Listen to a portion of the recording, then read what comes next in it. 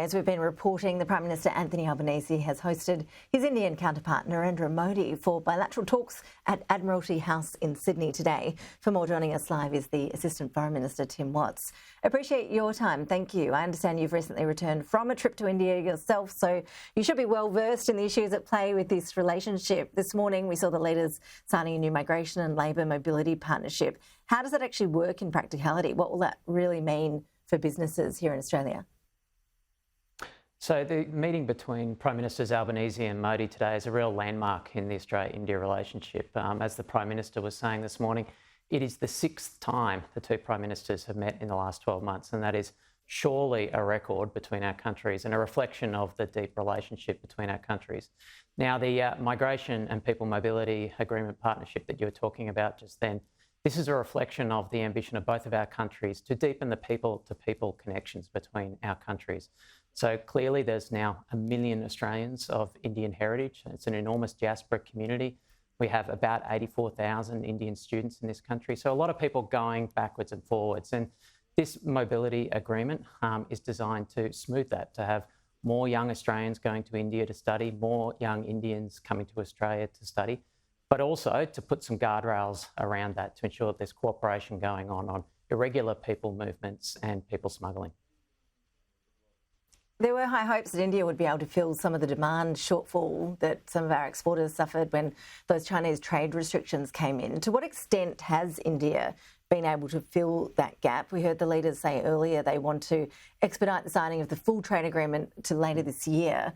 What have been the key challenges so far in terms of getting that pact signed?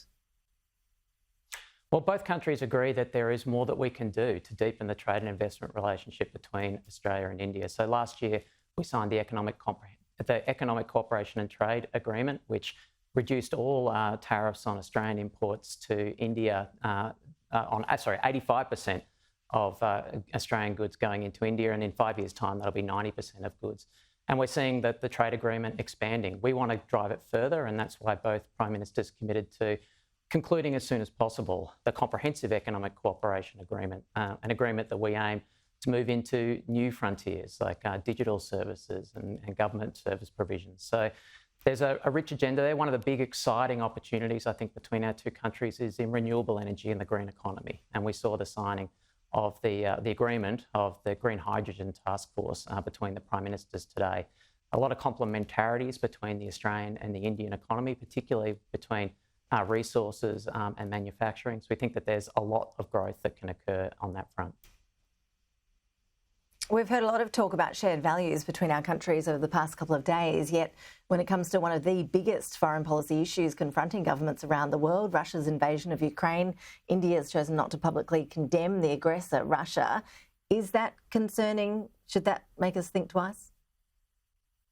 Well, all countries have different histories and different cultural contexts, and India has a particular relationship with Russia. We've had this discussion between the countries as friends for some time now. Australia's view is that Russia's illegal and immoral invasion of Ukraine cannot be allowed to stand by the international community. It can't be allowed that a larger neighbour can invade a smaller neighbour, particularly a larger neighbour who is a member of the UN Security Council, flagrantly breaching the UN Charter. So, we've articulated our position on that. It's the Indian government's right to articulate its own sovereign position on that issue.